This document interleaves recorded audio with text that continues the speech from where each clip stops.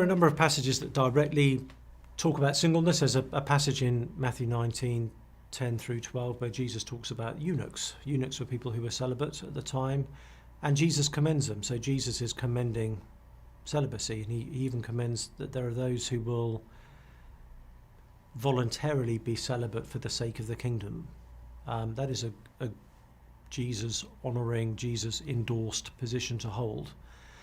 1 Corinthians 7, Paul speaks at length about singleness. He talks about what the single person is free from. We tend to think that singleness is just the absence of marriage, but actually Paul says the thing you are spared if you are single is certain trials.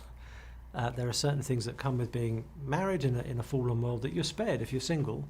But more than that, he shows what we're free for in terms of being able to serve the Lord in a way that is more single-minded than would probably be the case if we were married.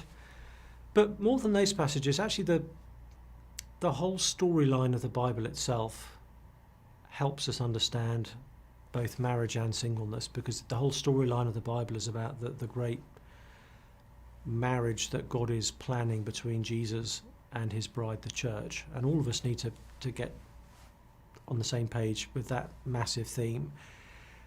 But even those parts that directly talk about singleness are written in scriptures that are addressed to the whole church.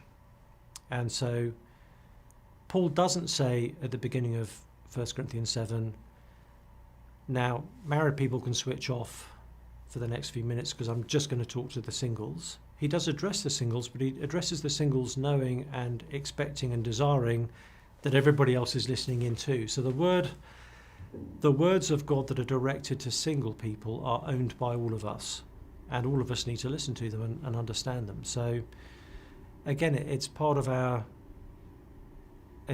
discipleship, whether we're married or not, whether we're single or not, to understand what the Bible says about marriage and singleness.